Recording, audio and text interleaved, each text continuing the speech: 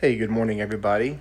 This is David Pendleton, and this is going to be our pro walkthrough for the front 9 holes of the fall major tournament. So, in this video, you're going to get all the tournament wind for the front 9. Hopefully, you know my schedule as when it comes to the tournaments. I'm going to be providing update videos for every tournament, for every round, front 9 and back 9. My schedule is I'm doing rookie on day 1 and then taking a little bit of break. And then on the second day, trying to release pro. So, if you're able to be patient and wait to play your pro tournament until day number 2, then, you'll have a big advantage getting to see the walkthrough, getting to see the tournament wind, and me taking everything that I've figured out and trying to compile it into a video that's going to help you be set up for success. Which is what this video is all about. So I'm really happy to show you the first 9 holes. I had a really good round on both of my accounts, minus 15 on this one, minus 14 on my other one. So, everything we're going to see right here is going to be pretty solid, and it should be pretty easy to follow. So besides that, please subscribe if you haven't already done so. It would mean a lot. Please hit the thumbs up button, and let's hop into the replays. All right, as always, we're starting off with hole number 1. Hole number 1, we are getting some tailwind on this hole. So what I'm attempting to do here is drive from the fairway to hop over the sand and play off that middle fairway. This is the same way we're approaching this hole in the rookie division, and I'm going to take it to the pro division. I am using a berserker to make this drive easier. The thing that I like about using a berserker here is you get a fully developed ball guideline. So as you can see, my second bounce is in the rough, and I just wait for the end of my ball guideline to just roll out onto the fairway. So, you can use a Titan. That would be the other ball that I'd recommend. I wouldn't use a Kingmaker just because you would be reducing the tailwind on yourself. But the thing that I like about the berserker here is I don't have to push back up into max, or use any overpower to make this drive successful, the same way that you would probably have to if you ended up using a different ball. So for everybody that has a berserker, for everybody that uses money balls, a P5 wind 1 ball sets you up best case scenario on this hole.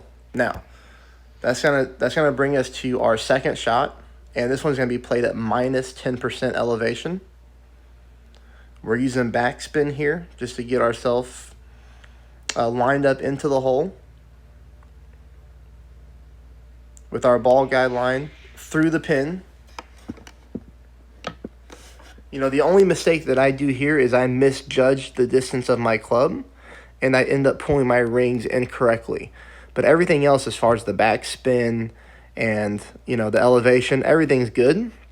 That's just a misjudge of my club there.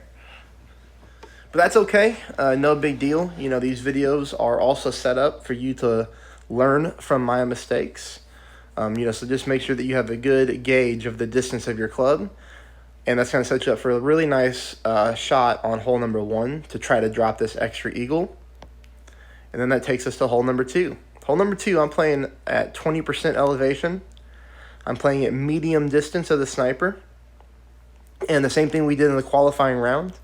I am going for the rough bump here.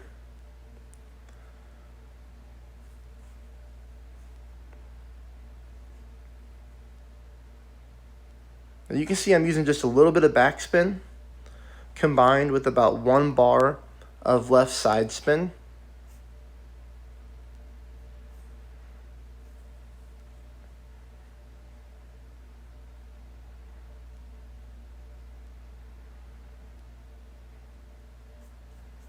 I do believe this is a good shot for hole number 2. I do believe the rough bump in the pro division is the way to go.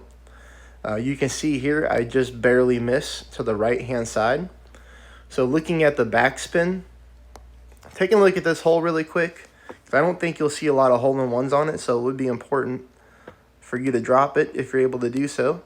But I do like this area right here to land on. That gives us a really good piece of the rough.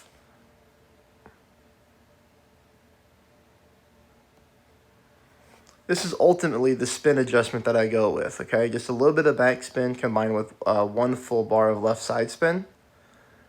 And again, I'm aiming on this bigger piece of the rough right here. So I have myself plenty of room. You do see here that I ended up favoring the left-hand side of the pin. And the reason I did that is because on my other account, I missed about a full green square to the right. So I decided to go ahead and favor left-hand side of the pin this time.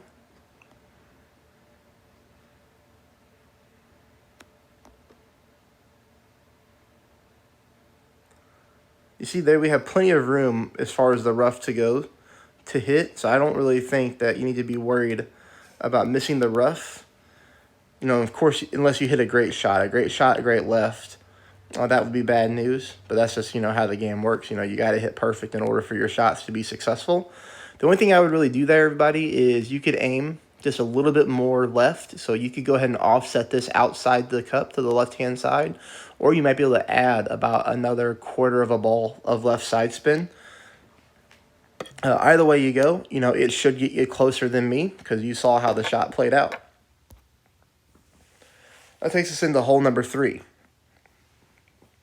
Hole number 3, I'm using another berserker, and I do believe this is the safest way to play this hole in pro. If you just use a big topper here, you can go full topspin. You don't even have to push back up into max.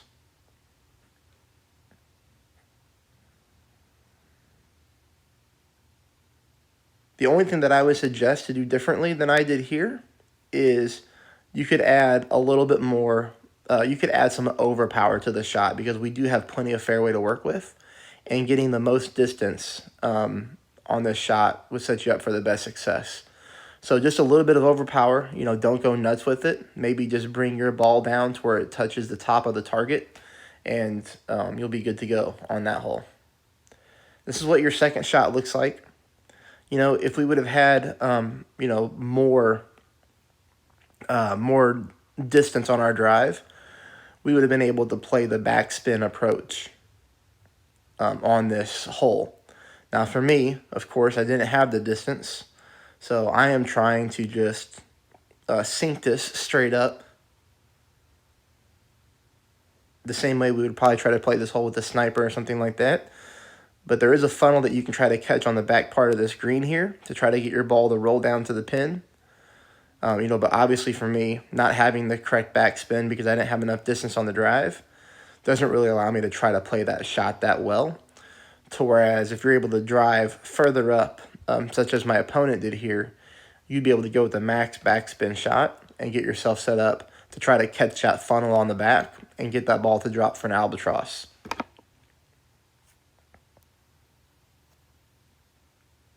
All right, so this is hole number 4. Hole number 4, we're playing this at 5% elevation.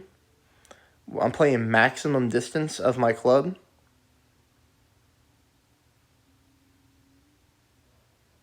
I'm playing this one 4.5 top with 1.5 side spin to the right.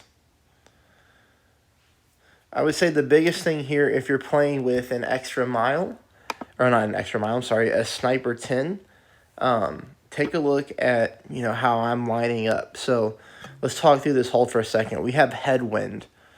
So we need to make sure that when we start our adjustments, like our spin, that we're not already at maximum distance of our club. Because if you do, when you go to flip the screen around, you're not going to be able to pull your rings. You're going to be pulling into overpower. And that'll put you dead in the water on this hole. So as you can see here, I'm trying to set up at the +1 yard mark because if I know personally if I set up at the +1 and with this type of wind, I'm going to be able to fully pull my rings and make my shot accurate. So I am starting further down on the rough than I normally would, but that's just because we're getting headwind on the hole, and that's always an important note to think about. You can see here also that I am using an offset. So notice where I'm lining up here. I'm just lining up just on the right-hand side of the cup. Again, I'm pulling this at 5% maximum distance of the sniper.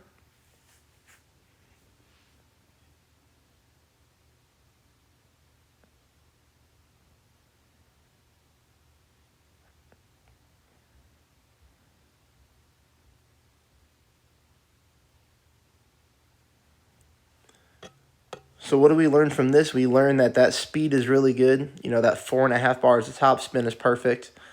The 1.5 bars of right side spin, that's still looking pretty good. So we might be able to make this, you know, a full 2 bars of right side spin or just further offset now. So, you know, one of those two things, I'm not 100% sure what's going to happen, but a lot of people ask, you know, how do I dial in a shot? And that's what I would try to do. You know, I don't have another chance at this one because I only have 2 accounts. But for everybody watching, you just saw how I set up, and the speed was really good. We left it right at the cup, so you can just make, you know, some minor adjustments from here and see if you can get that shot to drop. All right, so now we go into hole number 5, which is our first drop of the front 9, and then things really start to pick up on hole number 5. So right here, you know, I'm using a Kingmaker, and the reason I'm using a Kingmaker is because this hole here is, you know, is such a good opportunity for an eagle as long as you hit your drive right, that, you know, reducing the wind on the second shot just gives you even more of an advantage and really just makes the eagle like a layup. Now I'm going to show you 2 different approaches for the eagle. One is on accident. So one, on my first attempt at this hole, my drive went too far. So I wasn't able to set up shot number 2 the way that I wanted to, but it actually works out really nice. So here is the drive.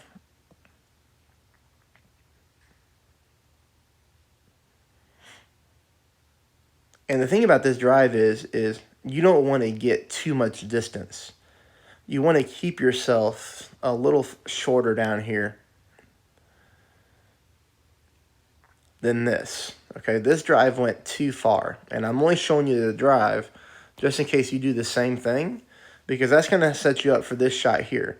You're not going to really be able to use this funnel. So the funnel that we like to catch is going from that little island onto the green.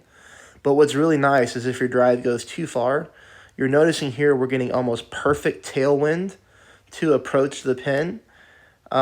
So, you know, you really can't ask for a better wind when you're looking for an extra drop.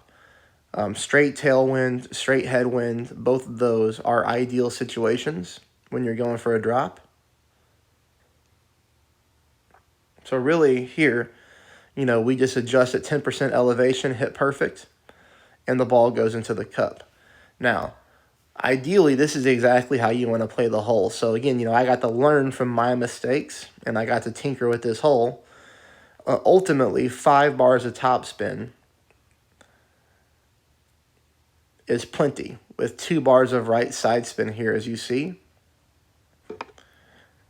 You know, so if you have a lower level extra mile, you're still going to be completely fine with only 4.5 bars of topspin, and you don't have to worry about, you know, pushing back up or trying to get as much distance, because this shot right here, this is perfect, still around this shadow area. Now that leaves us for the correct way to play this hole, or really not the correct way, but the best approach for the drop is to adjust your spin here. Really, you want to go with left side spin and a little bit of top spin, and you just want to wiggle your target around until you find this nice little sticky spot.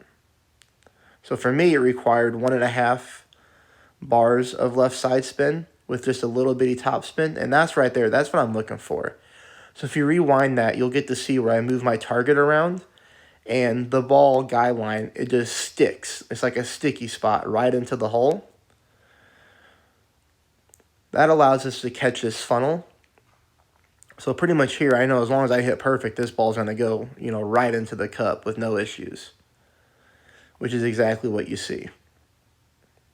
It's pretty much dead center every single time. So that's our first drop on the front 9, and that's going to bring me into hole number 6. Hole number 6 I'm very excited about because we get the right wind that we want to execute our rough bump straight at the hole. So this is what our drive looks like. Now remember, I'm playing this drive at 20% elevation. Just because of the wind angle here, it is easier to push your rings instead of pull.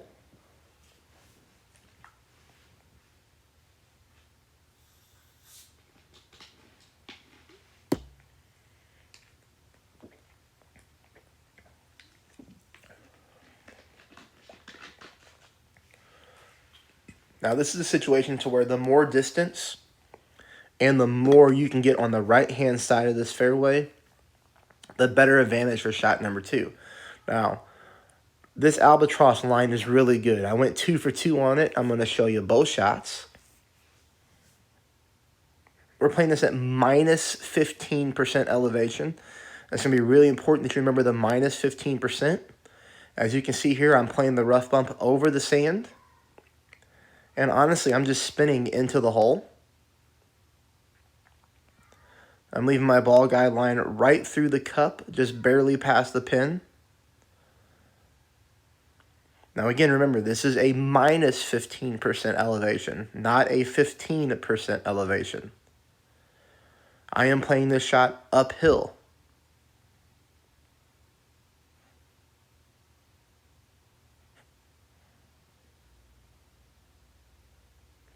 So as you can see here, this was my first attempt. I'm able to catch the right-hand side of the cup and get the ball to roll in. This is my second attempt here. The only thing you got to make sure is that you have that developed ball guideline. You don't want to accidentally clip these branches. But, this is no different here. I'm just using about the same type of spin into the hole.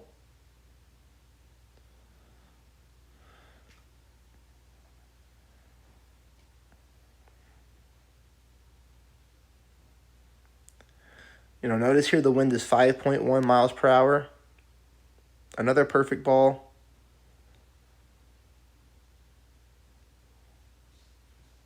And another drop, this time dead center, okay? So that's hole number 6, albatross, looking really solid as far as that goes. Now, the one thing here is that, I want you to notice is because some people might think, well, if on shot number 1, I rolled the right-hand side of the cup, okay, meaning I caught the right-hand side and the ball went in, why wouldn't I move my target over to the left on my second try at the hole? And the reason that I did not do it is because this was 5.8 wind, and when I got here to this shot on my second account, it was 5.1, so the wind was less, meaning I was going to get less of a push to the right, so I felt comfortable lining up in the exact same spot. So always think about that too when you watch me play. Like if you see me take a par 3 shot and the wind is 6.7 and I'm using a heavy offset to the right, but if you get on the hole and you get a 5.5 mile per hour wind, like those are the little things that you have to remember and tinker with the shots. So, I thought this was a really good example to talk about that for a second. And that's why I chose to line up at the exact same spot and take the shot. And as you see, it worked out. All right, so now this is going to be a fun hole. So I wasn't sure, how I was going to play this hole because I wasn't positive of, what the wind was going to be when I got there. But I assumed I was going to be laying up because a lot of times in the pro division, you have to lay up here and then try to take a straight shot to the green.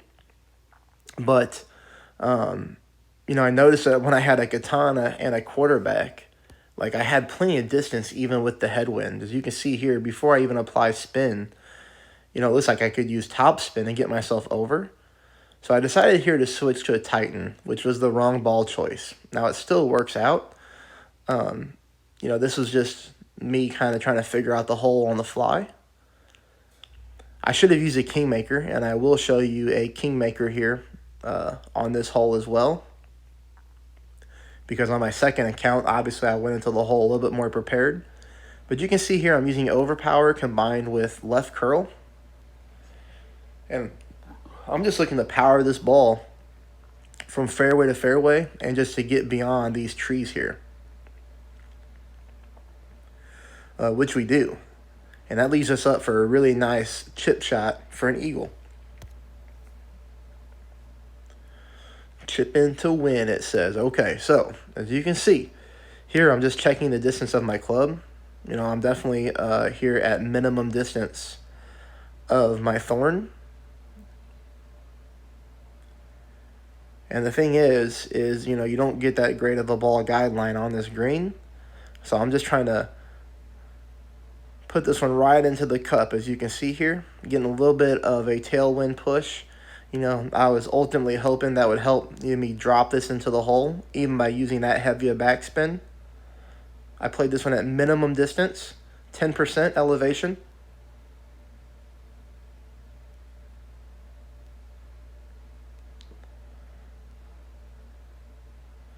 And we do get to smack the pin, and we drop this in for the eagle, okay? This is how you want to play the hole. You want to use a kingmaker here because obviously with headwind, you want to reduce the wind. I don't know what I was thinking pulling out a Titan. But, same type of shot here.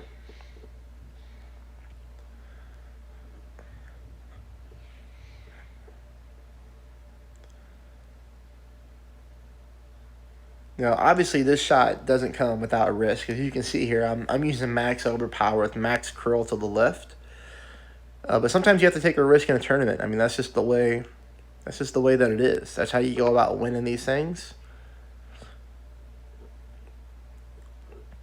Now, the only thing that I don't like here is my drive.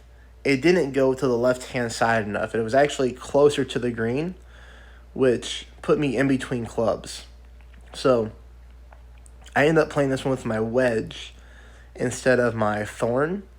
I would have liked to take this shot with a thorn. But either way, I think if I would have, I know if I would have hit a perfect ball here, this shot would have definitely dropped.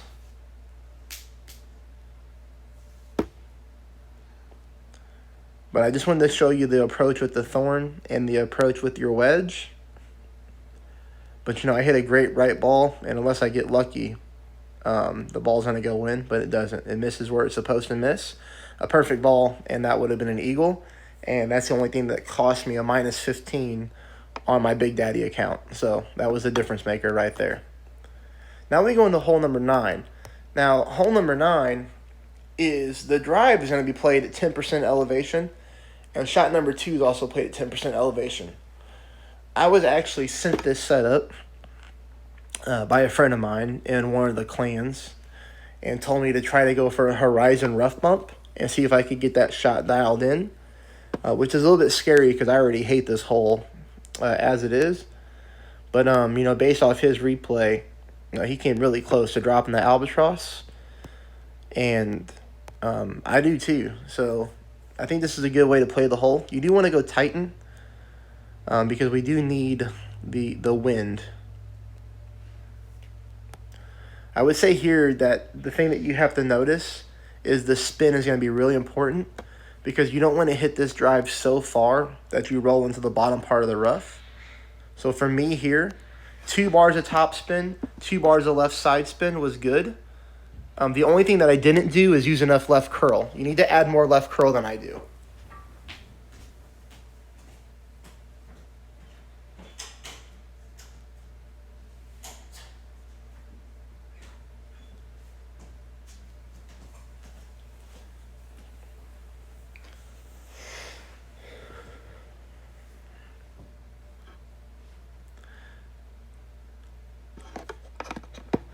So the distance on this drive is perfect. We actually pick up the right amount of yards, and I know that based off my first attempt at this hole.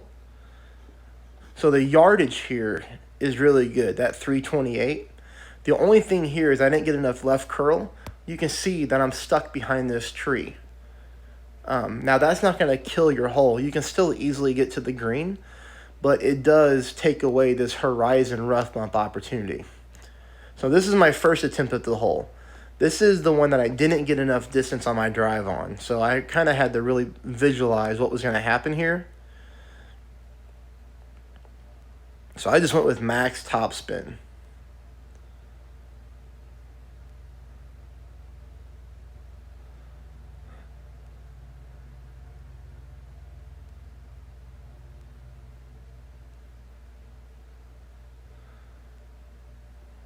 And as you can see there, I was able to get my ball guideline into overpower to aim at the hole. So I made my 10% elevation pull, and then I used quite a bit of overpower.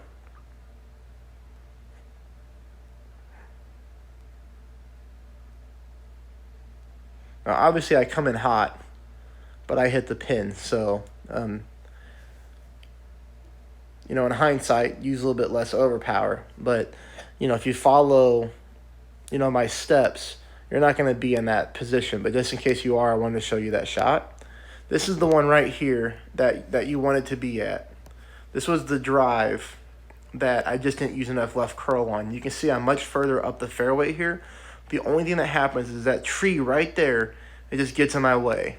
So when I go to set this shot up, I can set the shot up with the tree there. So as you can see here, now I'm able to use topspin. I'm able to get my ball guideline to the hole without having to push my rings into overpower. This is exactly what I was looking for. The only bad part is that tree, not these trees up here, but the trees way down below where my drive is, got in my way. You can see here it took my ball guideline away. So I wasn't going to be able to execute that shot. So from here, I just used a little bit of top spin and some left side spin. Oh, I'm sorry, some right side spin, and was able to get my ball guideline onto the green. So definitely still an easy eagle.